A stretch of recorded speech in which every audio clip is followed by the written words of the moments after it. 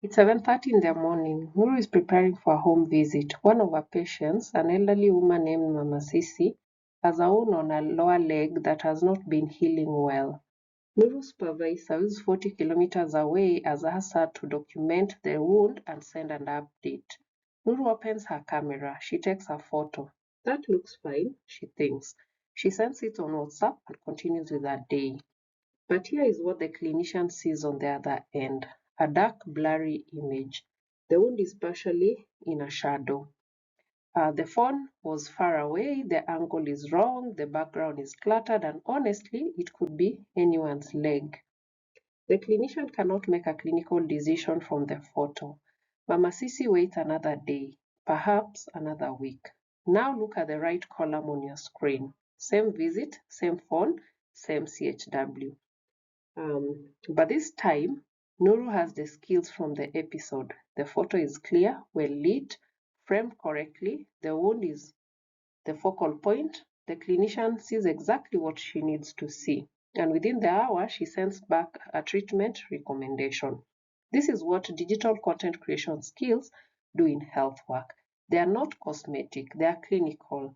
They are the difference between a photo that gets a response and a photo that causes delay. Today, we move Nuru and you. Today, we move Nuru and you from the left column to the right column. Welcome to episode 8 of Digital Literacy for the Health Workforce. I'm glad you are here because today's episode is one of the most practical in the entire series. We are talking about digital content creation: photos, videos, audio recordings, text messages. The 4 types of content you are probably already creating every single day on your phone, just not always as well as you could. Today, we follow Nuru through a single working day, and by the end of it, she and you will never look at the camera app the same again. I'm Vivian Korir, founder of Fast Elevate Africa. Follow us for expert insights, practical frameworks, and actionable strategies to build a future-ready, digitally capable, high-performing, and resilient health workforce across Africa and beyond. Please subscribe, like, and share to help us grow this learning community. Let's begin. Before we dive in, let's be clear about what Nuru and you will be able to do by the end of this episode. 1. Capture with confidence clear photos, well-framed video, high-quality audio on your phone today. 2. Edit for clarity, crop, trim, clean, and enhance using tools that are already on your device. No downloads, no data needed. 3. Store and organize. Create a folder system, name for your files properly, and manage your storage, all offline. 4. Share responsibly. Apply principles of consent, confidentiality, and anti-misinformation every single time you share health content. 4 outcomes, 1 phone, 1 working day with Nuru. Let's go. What's digital content creation? Nuru arrives at Mama Sisi's compound. She's about to reach for her camera. But first, let's understand what we actually mean by digital content creation. Digital content creation means producing and managing information in a digital format. When Nuru takes a photo of that wound, she's creating digital content. When she sends a voice note to a supervisor, she's creating digital content. When she types summary of the visit in WhatsApp, she's creating digital content. There are 4 types of content a frontline health worker creates in the field. Photos for documenting conditions, environments, and evidence. Wounds, rashes, nutrition status, wash conditions at a household.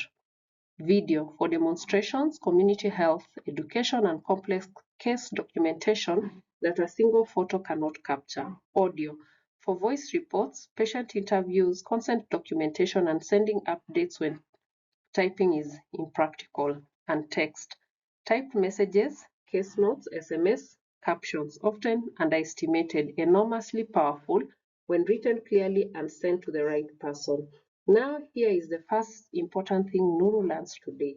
She does not need the internet for any of this. She does not need a computer. She does not need to install a single new application. Everything she needs is already on the phone in her pocket. That's what offline first, mobile first means. It means we design our skills for the reality of the field, not for an office with a fast Wi-Fi. All right, Nuru is ready. Let's follow her in.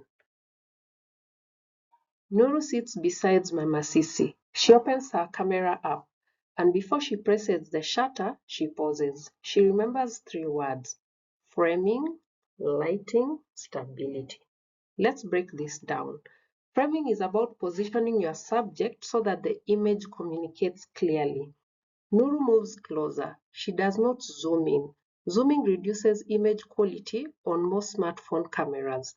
She moves her body closer instead. She positions the wound in the center of the frame. She checks that the background is not distracting. She also makes sure she can see enough context, not just the wound itself, but the surrounding skin, so that the clinician can assess the full picture. Lighting. Lighting is the single biggest factor in photo quality in the field. Nuru looks around the room. There is a window to her left. She gently asks Mama Sisi to shift so that the light falls directly to the wound. Natural, even light. No shadows cutting across the injury. She turns off the flash. On dark skin tones, flash often bleaches out detail and creates harsh reflection. Stability is what separates a sharp photo from a blurry one. Nuru holds the phone with both hands. She rests her elbows against her knees for extra support. She takes a breath, holds it, and taps the screen to focus directly on the wound. Then she presses shutter. She looks at the result. That, she thinks, is actually a good photo. It is. The wound is clear, the lighting is even, the detail is visible, the background is clean. The photo is what the clinician can work with. 1 photo, 3 principles, 0 extra cost. Filming short videos.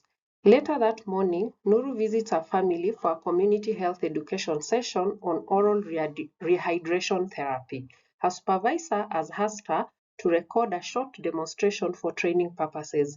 It will be used to show other frontline health workers the correct ORT preparation method. Nuru opens her camera. She switches to video mode, and immediately she does something many of us get wrong. She rotates her phone to landscape, horizontal widescreen. Why does this matter?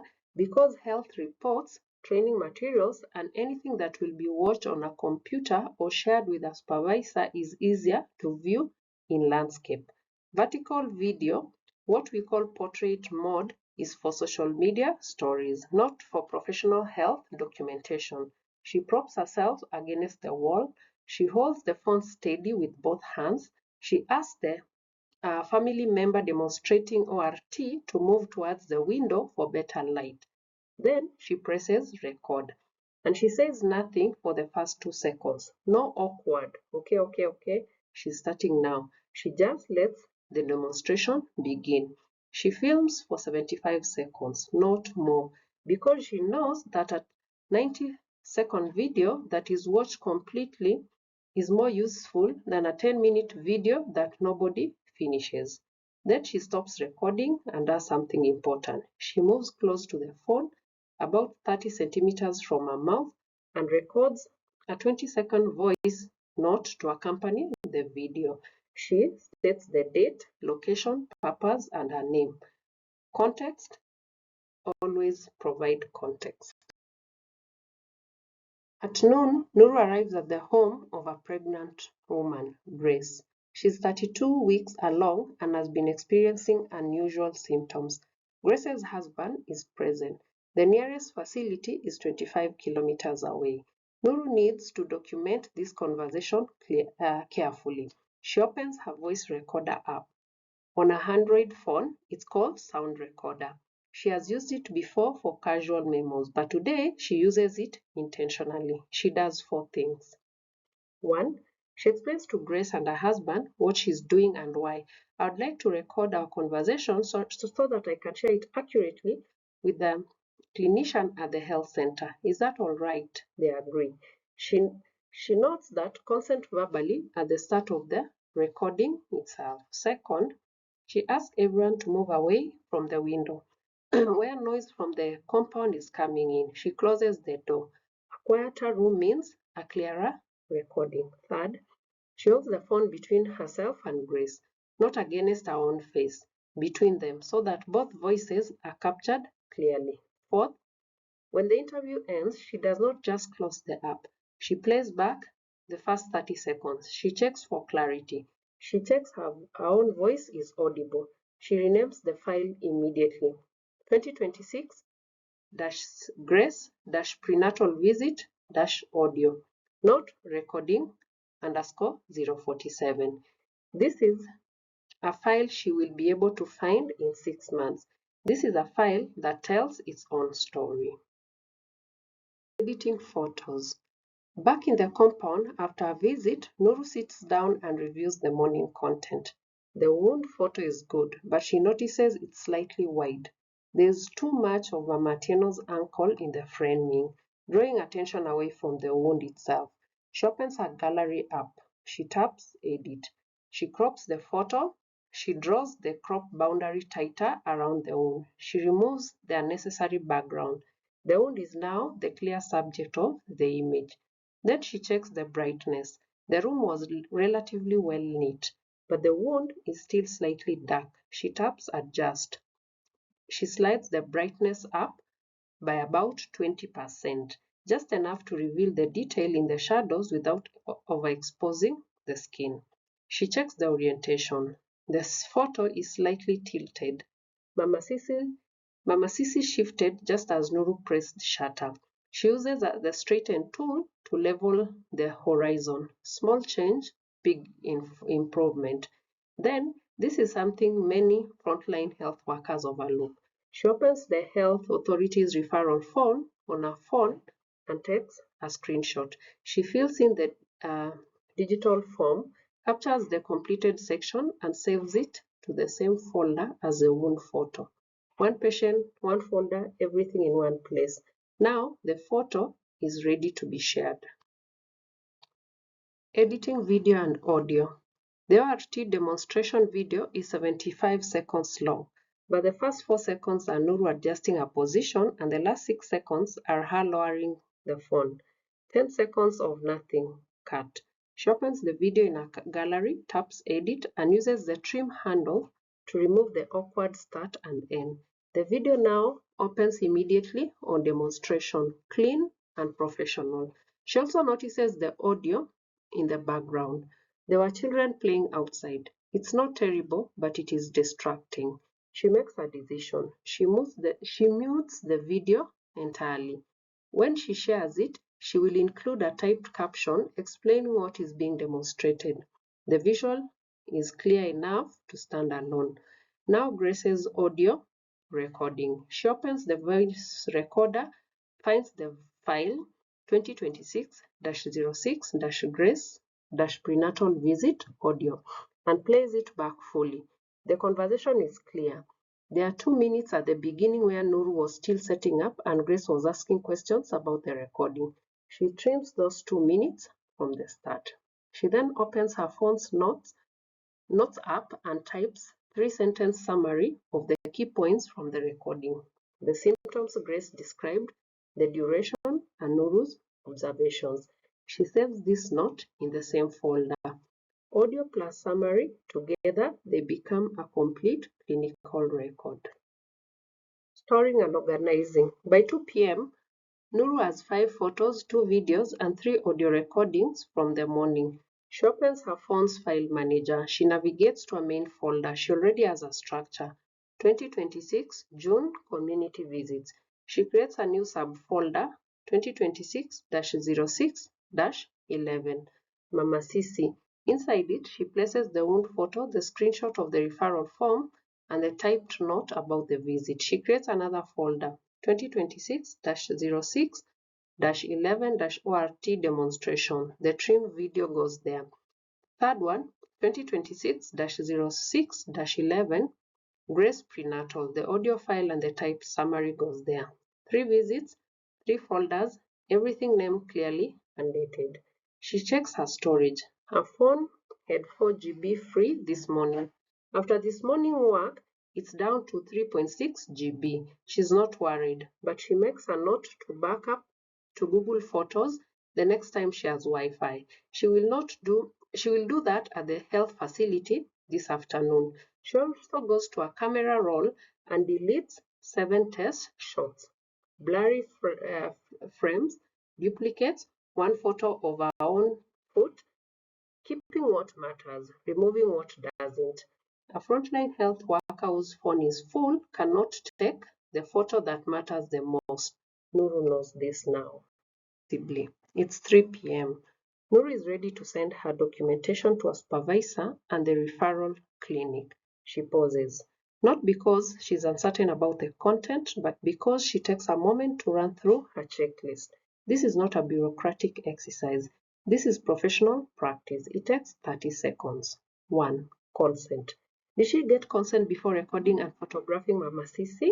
Yes. She explained the purpose, got verbal agreement, and noted it in a written record. Did she get consent before recording Grace? Yes. She stated it at the start of the audio recording itself. She would never share health content from someone who hadn't agreed, not even in a supervision group. Silence is not consent. Mama Sisi nodding is not consent. Asking clearly, explaining the purpose, and waiting for a genuine yes, that is consent.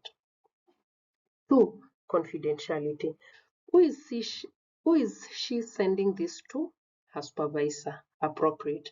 The referral clinician. Appropriate. The community health group on WhatsApp. The nursing group on WhatsApp. Absolutely not. She double checks the recipient before she presses send. She notices that the wound photo has a portion of Mama Sisi's face visible at the top of the frame. She crops it further before sending. Patient identifiers, including face, names, ID numbers, stay out of widely shared clinical images unless specifically required. 3. Stop misinformation. The ORT video she filmed, could it be misunderstood if it circulates beyond her intended audience? She watches it one more time. The demonstration is accurate. The proportions are correct. She adds a caption before sending. ORT preparation, demonstration. Nurses training and CHW training use only. Do not share outside the group. If she was ever unsure whether health content she received was accurate, she would not forward it. Not even to be helpful, especially not to be helpful. One wrong health message from a trusted frontline health worker can undo months of community trust. 4. The right channel. Wound photo sent via secure referral platform used by the health facility, not personal WhatsApp. ORT video sent to the CHW and the nurses supervision on WhatsApp. Appropriate. Grace's audio sent via secure channel only with an accompanying written note. Not forwarded anywhere else. She presses send. She exhales. That felt right, she thinks, and it was. Let's pause and reflect on some questions. You don't need to answer them aloud. Take a moment, think honestly, and reflect. Question 1. Think about the last photo you sent in your health work. Did it have good lighting? Was it well framed? Was it stable in focus? What would you do differently today? Knowing what you know about framing, lighting, and stability. Question 2. How are your health-related files currently organized on your phone? Do you have a folder system? Or is everything, photos, audio recordings, screenshots, personal pictures, all mixed together in one camera roll? If someone asked you to send the photo from a specific community visit 3 months ago, how long will it take you to find it? Question 3. When you last shared a photo or video of a patient community member, did you have their explicit consent? Was the channel used appropriate for the sensitivity of that content? If the answer to either of that question is not a confident yes, what will you change next time? These are not easy questions, they're important ones. Nuru asked herself the same questions on the matatu. on her way back, and her honest answers shaped how she worked from the next morning onwards. Now let's test what you've learned. 3 scenarios, 4 options each. I'll mention the correct answer at the end. Question 1. You are filming a home visit. The room is dim and the patient is near the wall. What is the best first step before filming? A. Turn on flash. B. Move the patient closer to the window for natural light. C. Use zoom to get closer. D. Record audio only instead. The correct answer is B. Flash in close quarters, especially on dark skin tones. Create harsh exposure that destroys clinical detail. Zoom degrades image quality. Natural light's position clearly gives you the best clinical image with the phone you already have. Move towards the light. This is always the first step. Question 2. A CHW wants to share a photo of a patient's skin condition with a clinician. Before sending it, they should A. Post in the community health WhatsApp group. B. Send via personal SMS. C. Confirm consent was given, then use the approved clinical channel. D. Zoom in and share on Facebook for advice. The correct answer is C. Patient health data is sensitive by definition. It travels through appropriate approved channels only, not community groups, not personal SMS, and certainly not public social media. The consent is confirmed before sending, not assumed. Question 3. To manage phone storage effectively, a frontline health worker should A. Delete all photos after sharing them. B. Keep everything in one camera roll. C. Organize into dated folders and backup on Wi-Fi. D. Only take photos when storage is below 50%. The correct answer is C. Deleting photos immediately after sharing removes your documentation. You may need it for audits, case reviews, or follow-up. The camera roll without folders becomes unsearchable quickly. And waiting for 50% storage means you'll eventually be caught with a full phone at the worst possible moment. Organize, backup, and repeat. Nuru gets home, she opens her phone. In one working day, she captured 4 photos, 2 videos, and 3 audio recordings, all clearly framed, well lit, and properly stabilized, all edited for clarity, all stored in organized, dated folders with descriptive names, all shared through appropriate channels with consent confirmed and confidentiality protected. She did not use any extra apps. She did not need internet access in the field. She used the skills from this episode and the phone that was already in her hand, fully charged. Let's recap what you know. You can capture clear photos, video, audio, and text with framing, lighting, and stability. You can edit for clarity, crop, trim, adjust, screenshot using built-in phone tools. You can store and organize, folder systems, clear file names, regular storage management, all offline. You can share responsibly, consent, confidentiality, anti-misinformation, and the right channel every time. Next week, we follow Nuru into episode 9, digital safety and privacy. Because now that Nuru is creating and sharing digital content professionally, she needs to protect it. Passwords and screen locks, phishing and malware, app permissions, safe browsing on mobile data, and the specific question of protecting patient data in the field. Everything Nuru learned today is only as safe as the device she carries on. Subscribe so that you don't miss it. And if this episode was useful to you, share with a colleague, a supervisor, or someone who needs it to move from the left column of the screen to the right column. Until next week, keep learning, keep growing, and keep serving your communities with excellence.